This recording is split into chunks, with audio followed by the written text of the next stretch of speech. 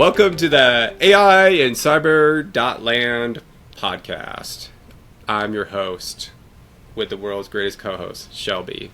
Hi. And me, Bryce. I just want you to know, we're going to get you briefed today on AI plus cybersecurity news, as well as some hot takes that Shelby isn't aware of, so that we can get her true reaction. No, just joking. Hey. Prize is up ahead. Okay, here we go. All right, so let's get briefed. Okay, so the first thing I want to talk about today is, did you know frontier models can cost a lot of money? Tokens cost money, Shelby. And I've learned that the hard way this week. So I was doing some brief calculations on a workload that I wanted to process using the Opus model. This was like Opus 4.6. And I calculated that to process all the work, I was going to burn through roughly $20,000 in just straight up token credits. So you did it, right? Twice? No, I did not do it. I did not do it. Third time, just in case. I did a small sample set to make sure my predictions of token costs were accurate and said, I'm not paying $20,000 to do this. Okay. So I started to look a lot at how could I, because it's not really like a time sensitive thing, but it is something where like it needs to get processed. So I started to look at more like what local options could I have to host a model where, you know, it'd be kind of like more a fixed cost structure, like a CapEx fixed cost structure, as well as, you know, something where I'm just like not that worried about racking up a giant bill, right? And so I looked a little bit at the Mac Studio hardware, which provides like pretty good value if you want to run local models, specifically like the M3 Ultra chips with as much RAM, as much memory as you can get. The reason why those are good is because they have a unified memory stack. So essentially, the systems share the same memory pool for both, you know, like their RAM and their GPU. It all kind of uses the same memory pool. So anything with a unified memory system, which is like all Macs right now, is pretty good for running local models. When I dug into the benchmarks a little bit more, though, what I noticed was if you're just like an individual user and you're chatting with a model, and then that model is being hosted on a Mac Studio, you get really good performance. But if you build like AI agents that call sub-agents, which call other sub-agents, and then they're all hammering the same system for LLM requests, that based on the benchmarks I saw, the Studio's performance degrades pretty rapidly. Like even like at like, you know, between like 1 simultaneous request to 5 simultaneous requests, there's like a performance hit.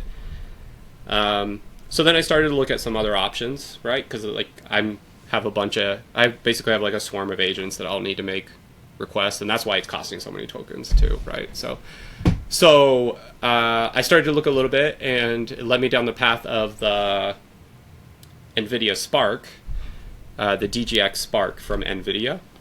And these things have a GB10 super chip in them, as well as like 128 gigs of memory in like a unified memory system, kind of similar to the Mac. And it's basically like an appliance that's designed for running AI workloads at your house. And I would say it's kind of a little bit above like the prosumer market, like professional market, but then like, you know, it's designed to kind of give you like Prosumer. well, yeah, that's what they call like expensive home stuff, right? Okay. Like, so if you buy like if your router at your house costs more than $1,000, that's like a prosumer market, right? Okay. Which is kind of where Unify operates in that market, typically. So it costs a little more than like a prosumer would normally be willing to pay, but it costs way less than like an actual like data center deployment or whatever, right? So you can like kind of emulate what an NVIDIA data center setup would look like. So I started to look at these a little bit. I ordered one, so it's coming in the mail. And essentially, based on the metrics I was able to obtain, these things can handle basically like 64 simultaneous users, like simultaneous requests, without any performance hit on them. And then only after that point do you really either hit a plateau on the performance, or you like the performance starts to degrade. And then I started to dig into it a little bit more, and I realized that because these ones from NVIDIA are about $5,000, and they're sometimes hard to procure, like they're sold out, right? But NVIDIA actually partnered with other people that make typically like systems like Dell, right? And they partner with Dell, they partner with Asus, and they partner with a couple others. And so basically all these partner organizations also released devices which are basically like exact copies of this Spark, right? Like it's the same motherboard, it's the same processor, it's the same memory unified onto the motherboard. According to the Reddits, you can even like format those ones from the other people and put the NVIDIA Linux OS on it, and like it just accepts it, like because it's that similar.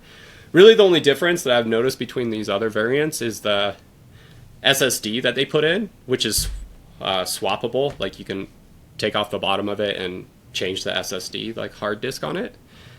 And so then I discovered like the Asus one is about $1,000 less. It comes with like a slightly worse SSD, but then, for like, $500-ish, you can buy an SSD that's even better than the one in the Spark. So, anyways, done a lot of research on this week. Pretty excited for this little guy to show up. And I'll have some more follow-ups on it, but I'm going to be testing the Gemma 4 models on it, as well as the Nemotron models, mostly with the use cases of like how many simultaneous requests can it process before we kind of hit those bottlenecks. And I feel like a lot of people are going to, that want to like take they have a problem and it needs to get solved, right? I feel like they're probably going to take a similar approach as me. They're going to use the frontier models when they're developing the proof of concept, but then when it goes into production, they're not going to want to pay those sustained costs, and they're going to look for other ways to get that done, either a lower cost provider or like locally hosting the models themselves so they can control it as a kind of like static cost. So anyways, I just thought it was interesting. I didn't realize when the DGX Spark came out that they had these partnerships with other companies, so you could actually get basically the same hardware at a lower cost. So I just want to recommend that to anybody that's out there. Like, obviously, if budget's not an issue, like just buy direct from NVIDIA if they have them available. But, if you want to save yourself a couple $1,000s, right, check out some of those alternatives that are out there.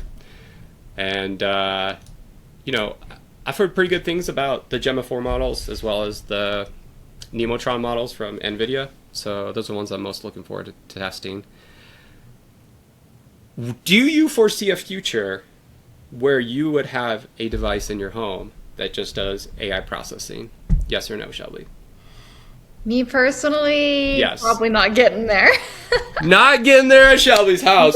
Let me ask you this question. Do you have a home assistant at your house, like an Alexa or a Google thing or a... Okay. Because, like, my thought process is, like, I bet in the future that the home assistants will have some type of...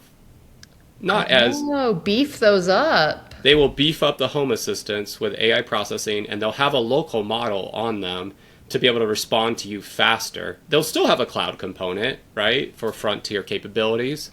But I could definitely foresee a future where a lot of the home assistant systems are processing your requests so they can get you better answers faster. You don't think the home assistant providers would want you to be using tokens by making it still be just like it calls back home? Well, I think it's because the problem is a lot of them are on like a subscription model, right? So it's like you're paying them, $20 a month, $40 a month, whatever a month, right? And I don't think consumers, like most consumers at a house, are going to go to a token usage pricing model. Like, I don't think they're going to sign up for that, right? Really?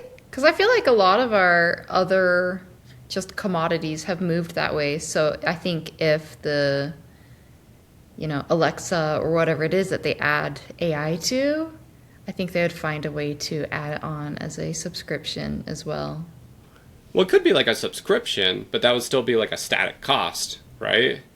Like what I think consumers don't want is like the AWS bill experience where you're like, I just created one VM, and then you come back next month and it's like $500. Right. You're like, what? What did it do? You're like, how did I get to $500? Was that? I was like, I feel like most home people are going to be like, nope, in the trash you go, or back to the store you go. Like right. Like, there's no way they're gonna, like, the average consumer is gonna like deal with that variable pricing, right? I mean, I could see like having a higher tier that has better AI in it.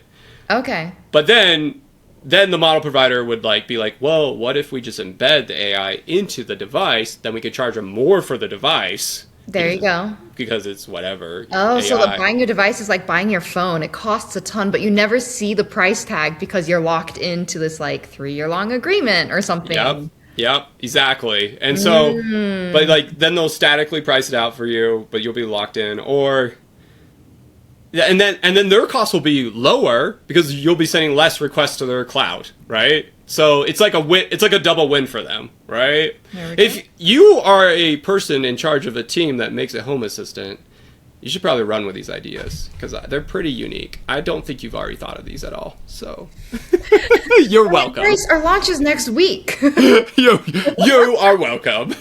You're like, do you want to fund my Kickstarter? I got a Bryce and Shelby home assistant. You can pick one of our voices to be your home assistant. We may not do what you asked. Have it like alternate our voices. You answer one word, I'll answer the next word. That would be like, yeah, very robotic. Okay, maybe we could put little arms on it like a robot. Oh my gosh. A little thing on the counter that does this on the kitchen counter. I would buy that just if it did this. I doesn't need to do anything else. I was like, that seems and I just cool. Put a little robot face on it.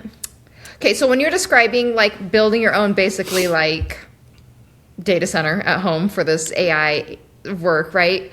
It's needed. It totally reminded me of like the crypto era.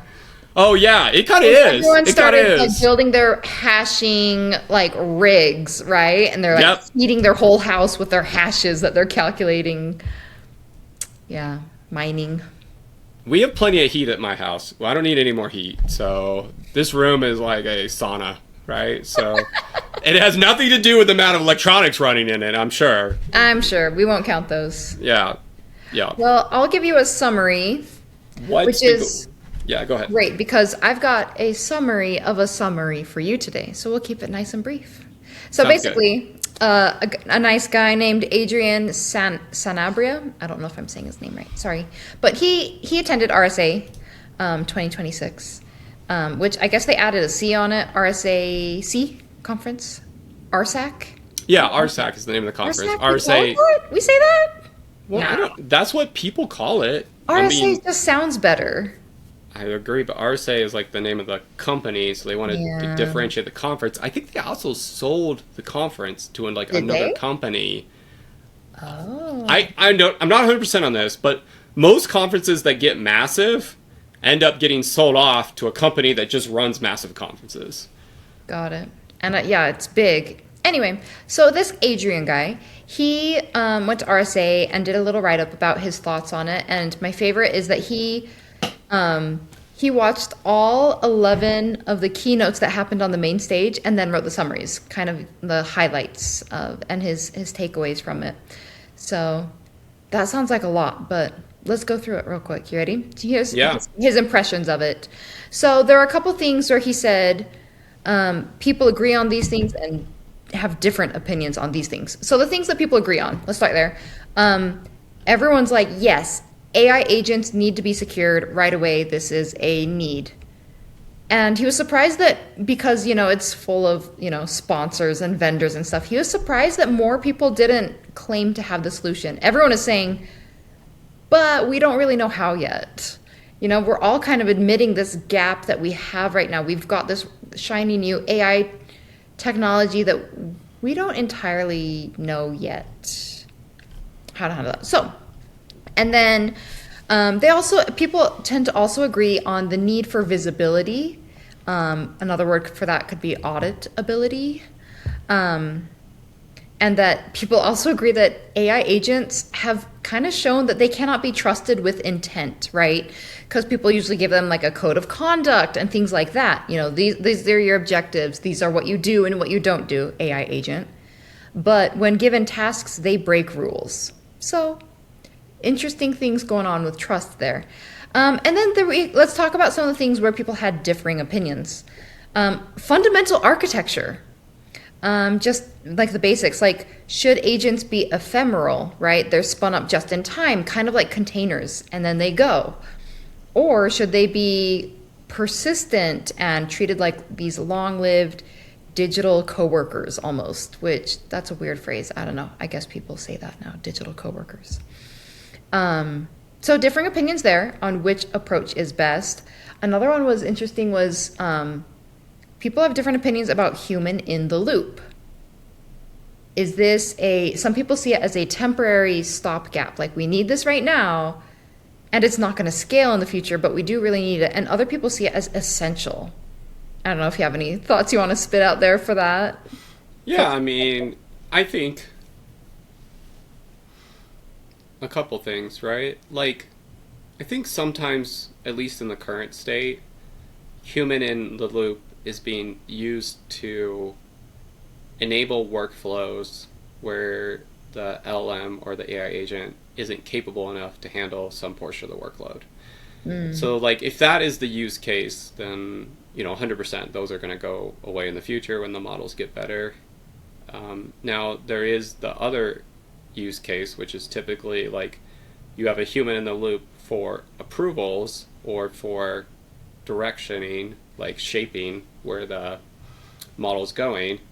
And that's when you're doing something where like it may negatively affect like another human or another like information system or something like that. So like if an LLM wants to, I don't know, update the code to your server or something like that, you might want a human to like okay it before it does that, because what if it pushes bad code and then the server goes down, right? Not that humans ever push bad code, that never happens. So I think that it's really going to be a risk tolerance question.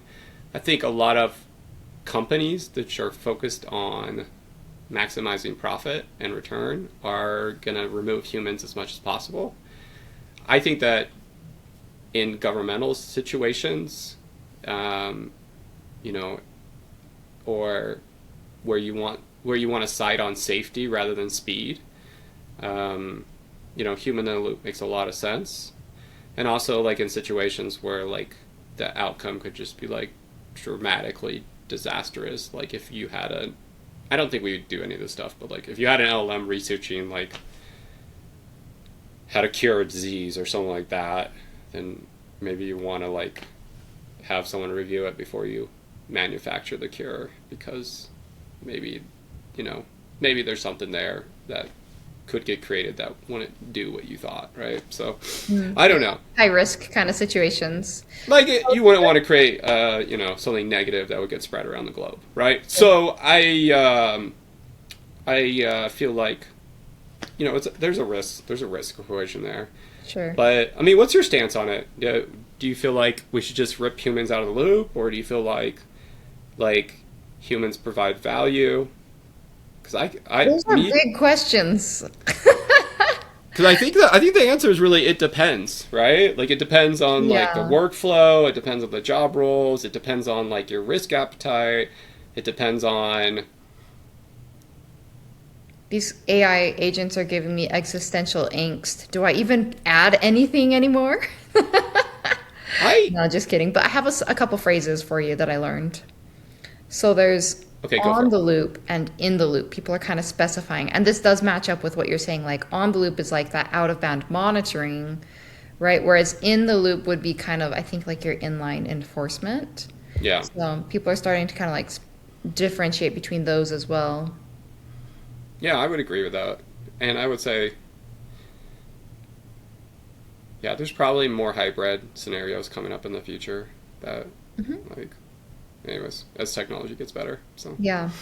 And then this wasn't actually from the keynotes, but Adrian mentioned in his write-up that like in just trying to have conversations with people at the conference, yes.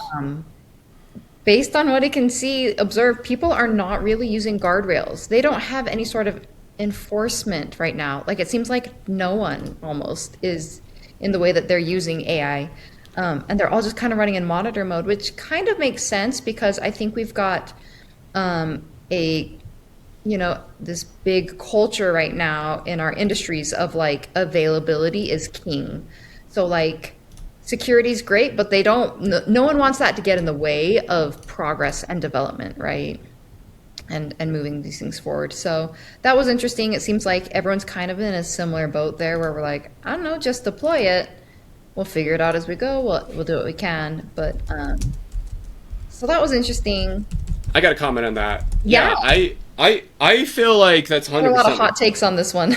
Yeah, I feel like we're, and I hate to use this sensationalism, but I feel like there's going to be an AI Pearl Harbor event, right? Where like you're going to have a company, they're going to build a bunch of agents, a bunch of bad stuff's going to happen to one of those companies, right? And they're going to lose a lot of money. But most companies will be fine, right? And I think at that point, companies will see what happened to their peers and say like, okay, we probably should actually start investing in like building real sandboxes or real security guards around their agents. Because like, honestly, like I've been looking at how do I sandbox Claude Cowork, right? Because I've had several like CISOs ask me that, like, how do I sandbox this thing? And I mean, the solutions I'm recommending are not great, right? I mean, they're okay, but there's not really something designed to do that very seamlessly, especially when you add in a bunch of enterprise requirements on top of it. Right. Like a lot of them will work in simplistic home scenarios, but like if you're, have some complex auth system or additional security controls, the sandbox may prevent you from authenticating certain services or things like that. So I think that's a gap that's aware, and I think somebody will build something to address it.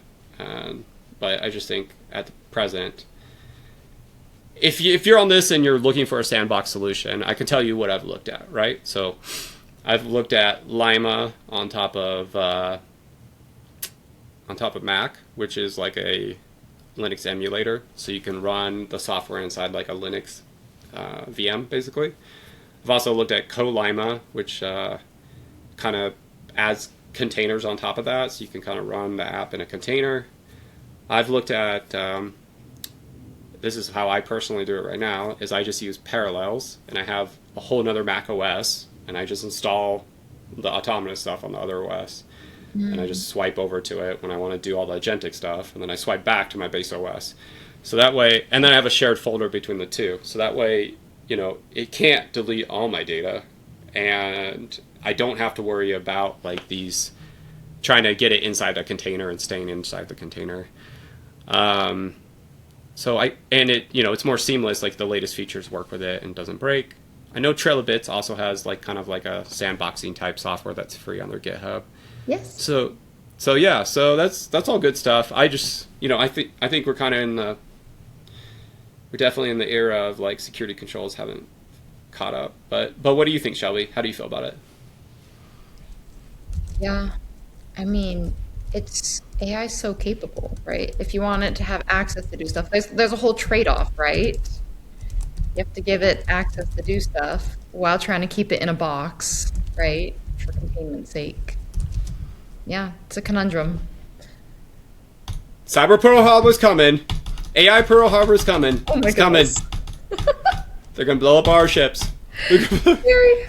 Maybe that's not a good thing to say. I don't Now know. that we've talked about a couple of those topics, I want to also talk about some people's like predictions and observations about the market based off of the speakers' kind of like moods or like their, I guess, the vibes they're putting out during their talks from the RSA conference. So some of them apparently we're talking about like imagining a future where everyone's got like thousands of agents per person. I'm skeptical. I think that's a possibility for sure, but like, number one, where are we getting all these resources from? You know, like we do have some limiting factors. We need water, we need chips, right? All these things. The second thing is, what are all these agents going to be doing? Agents are very fast. What kind of work would you need them to be doing that everyone needs a few thousand or something like that? And then the third thing is, which is the kicker for me, automation has already been able to solve a lot of the things that we might want it to do, like these personal assistant kind of tasks for just the average person or the average employee. And so if people haven't already automated stuff, why would it change that much with AI? So interesting things, which kind of leads to Adrian went onto a little rant talking about how like it bothered him so much that in this conference, people acted like the way that they talked in the keynotes almost sounded like automation didn't exist until now. And he's like, no, this is very old. We've had automation and scripts and things that can work faster than people forever. We've had these for a long time, right? For decades. So that was kind of funny. It made me giggle. On the topic of speed, people are agreeing that because attacks can happen so quickly, your detection and your response capabilities need to be one step. We cannot have a human in the loop because the attacking capabilities are so advanced that we don't have time for a person to step into this, validate it, and authorize anything. That detection and response has to be, we just have to merge those, marry them, put it all together, and let it run free. So that was an interesting one. And then the fundamentals, he felt like there was a lot of over-promising, and he kind of gave a quick recap of like how many other times in the history of different technologies coming out we've overpromised. Like we're like, hey, we fixed malware, we solved it, we're done with that, right? Because now we've got antivirus or other things like that.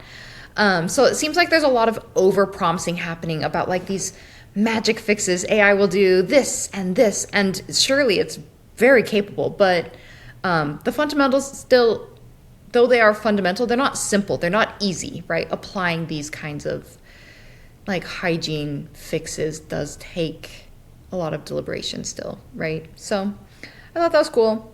And then I'll just end with a couple quotes, some of my favorite quotes from either from the write-up or from the people that were on stage. Oh, I forgot. I'll add one more. He felt that people in in cybersecurity are kind of pigeonholing a little bit too much. We are really focused on what AI does with cybersecurity, and we've forgotten that it's outside of our industry too. It is so ubiquitous that, we've had this concept of like shift left and like work upstream, make security, built in, not a bolt on, right? And yet that's kind of happening again with AI. AI is everywhere.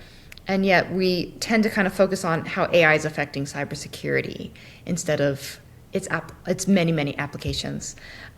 So here's a quote I liked on that. It said, "We don't need to worry about just keeping up with AI. We need to keep up with the folks deploying AI." So that was a little wake-up call. Other quotes I liked were, "AI is the new operating system," and "AI is now the biggest insider threat." So I don't know about that. I mean, what about if I was at the company? No, just joking. I was like, you want to see who's the worst employee, me or AI? Let's go. Let's go. It'll be like a competition. I was like, we're going to bro down. Hat of worst insider employee or insider threat. I would wear that. I would wear that all day long. A hat that says like insider threat, and there just says an arrow down at my face or whatever, I'm with insider threat, Oh my goodness. That's a good shirt. I'm with Insider Threat. You know. There we go. I'm an unknowing, unwitting insider threat. Yeah, exactly. Come see me at DEF CON. You will have a hilarious shirt. Yeah, well, I appreciate, you digging into those issues. And I definitely agree with the stance that we need to be really focused on where rubber's hitting the road here, right? We need to be focused on how people are using AI, implementing it, figuring out why they're doing what they're doing, and then figuring out, like, how do we get security into that operation without, while they're still meeting mission needs, right? So, and that's always way trickier than just like, I'm going to hammer a model and make it do bad things, right? Like, I think that's way less valuable in my opinion. Speaking of hammering models, I did not prep Shelby for this portion of the show, FYI, everyone. So... Tell me. You got me on the edge of my seat. So, we had a new model come out this week, Opus 4.7, which is a 0.1 increase from Opus 4.6. And it is better than Opus 4.6 in every aspect that they tested, except for one, Shelby. What? Do you know the one aspect that is worst at doing than 4.6? Hallucinations? No, it's actually better. It hallucinates less. Yep, hallucinations actually went down. So that's good to see. There's one area where it does worse than 4.6. Sticking to its stated goals. Nope. Okay, tell me. All right, I'm going to tell you. And it is cybersecurity, which leads me to my rant of the day. Dario hates cybersecurity. Oh, no. Do you know Dario purposely made this, personally got on the model, and just made it way worse for cybersecurity? That's my theory. You might say conspiracy theory, but I think they intentionally dorked this thing so it's not good at cybersecurity. It actually went down on some of the benchmarks. The UK does an independent assessment of the models. It's called UK AI Security Institution Cyber Range Evaluation. So it's to see how good the models are at cybersecurity tasks. It actually scored worse. 4.7 scored worse. How does that happen where it gets better everywhere in every aspect except for cybersecurity? Something's fishy here, and Dario hates cybersecurity, and that's why he's doing this. He wants us to fail so that he could sell us more AI tokens. He heard you bash him in the last podcast, and now he did this. It's against you, Bryce. I know. Dario, he is like the James Bond supervillain. You know what I mean? It's in the works. I'm calling it right now. Dario goes full Bond supervillain. We just gotta wait.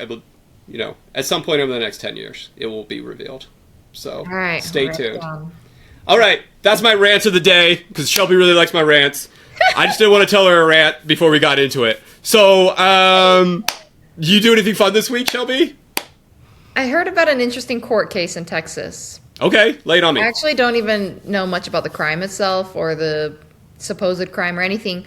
But what was interesting was the FBI's capabilities.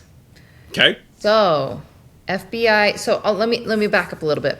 So the woman in question, they're examining her phone, right? She was using a messaging app, sent some messages, received some messages, deleted the app. Then the FBI used Celebrate, right, to pull the data for forensics purposes. Good times. Sorry, go ahead. And they were able to recover her messages, even though the app was deleted. Guess which messaging app it was? Let me guess. Maybe the world's most secure messaging app? Signal. It was. Let me guess. Was it a vulnerability in Signal? No, or a vulnerability in a product made by $1 billion company?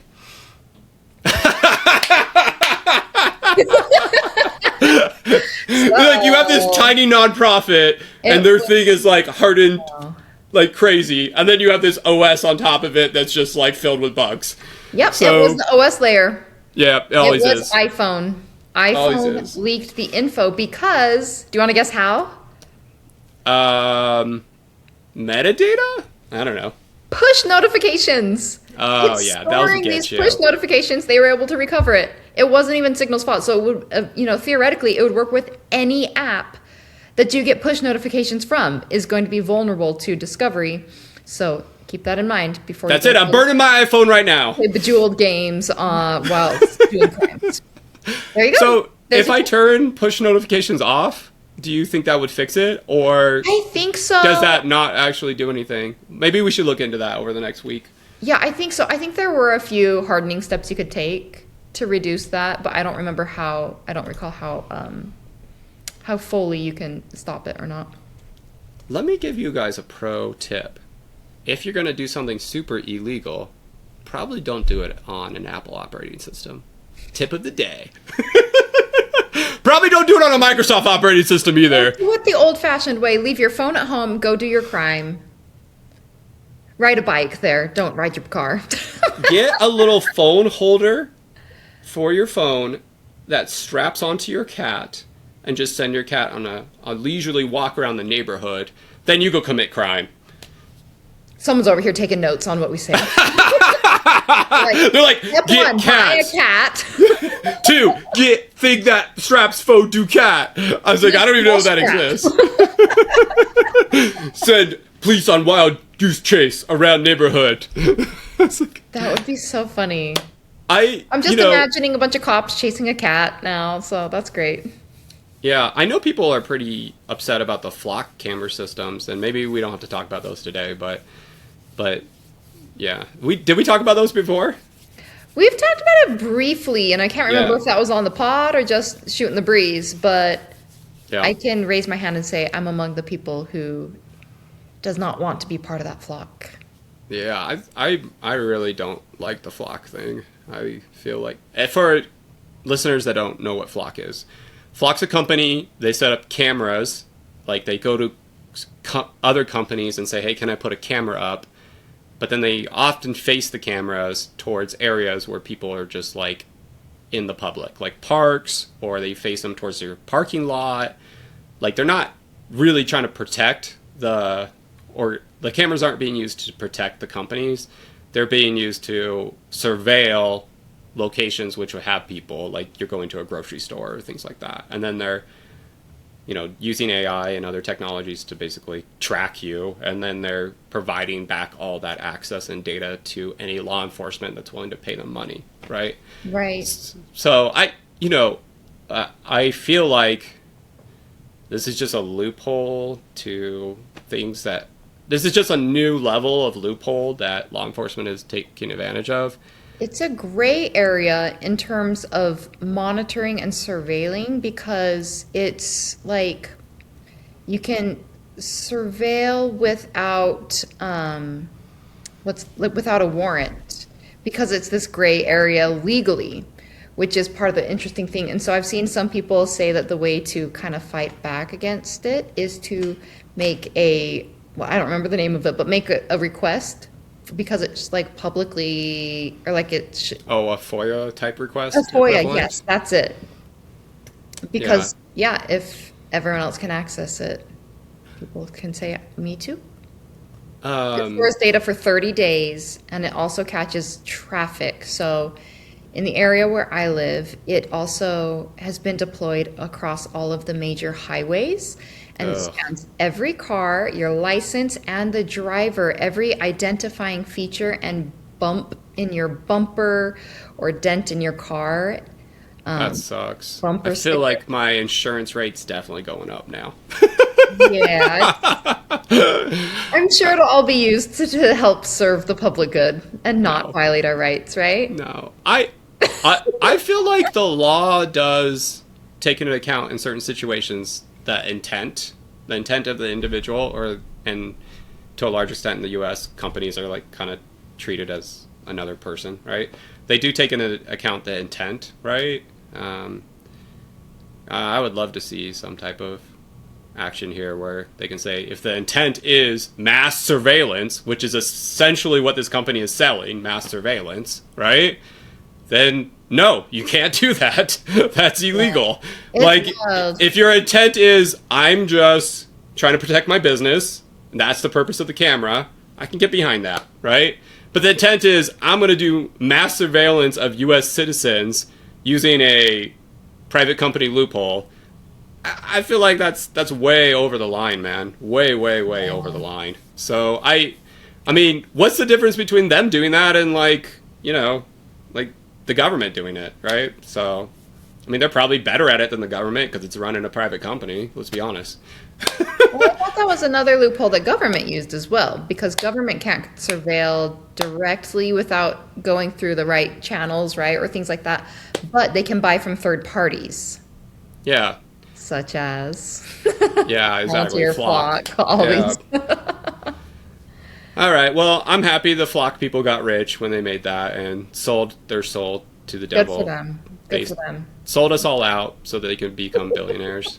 Good for you. I'm just jealous I didn't think of it first. I'm just people over here being exploited every day for my day. Yep. Controlled. I did not consent to that. I don't know. I hope someday we get more privacy laws, like individuals get more privacy rights, right? So I feel like if you just want to live your life and, you want to go live in a cabin off the grid or whatever, like, you should have the ability to do that. That's within your rights, right? So, but, I know there's a counter argument there, too, which is, like, there's bad people out there, and they want to take all of our data. No, just joking. Okay. Let's all right. More. Did I do my thing yet? No, I didn't. So here, Shelby, let me lay it on you. Do you know what the Cannes Film Festival is? Oh, yes. I've heard of it. It's in France. It's like a pretty famous independent or film festival where they preview films and all that. And I was doing random searches. No, that's not how this happened. My buddy sent me a link and he said, did you know there's an extended cut of this movie that they previewed at the Cannes Conference a long time ago? So it's called the Cannes cut of the movie. And the name of the movie is Southland Tales. Have you ever seen the movie Southland Tales? No. Have we talked about this before? I don't think so. You've given me a lot of book and movie recommendations, and I'm sorry great. I haven't gotten to it yet. Great. So this is kind of an older movie, think 2000s time area, right? And it's got The Rock in it before The Rock really did a lot of acting roles. So it's also got, I believe it's Sarah Michelle Gellar, the Buffy person in it, as well as Amy Poehler. And it's made by the same director that made Donnie Darko. Have you seen Donnie Darko? Oh, yes. I've seen most of it, I think. Yeah, so it's very much like a Donnie Darko type vibe. Okay. The opening premise of the movie is that World War III breaks out and that they can't get any oil out because Iran takes over the Strait of Hormuz. So a little bit of they kind of called that one. So that's the premise that sets up the movie, right? Is the U.S. is short on oil because Iran shuts down the Strait of Hormuz, right? That's the premise.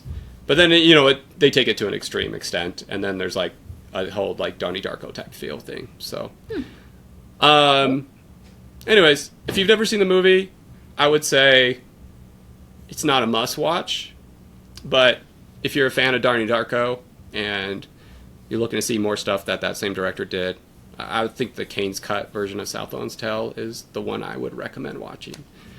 I know that wasn't a very strong recommendation overall, and once you watch the movie from end to end, you'll see why. So it's not the best movie, but it's unique, that's for sure. And they kind of hit it on the nose with that whole Strait of Hormuz prediction. So yeah, there you go. I don't know where they came up with that. But maybe Iran got the idea from Southland Tales. Maybe it's like a chicken or the egg scenario we have going on here. Which one came first? Iran came up with the idea, or Southland Tales gave Iran the idea? Find out in our next episode. Stay tuned till next week. All right. Thanks, everyone, for tuning in. Bye.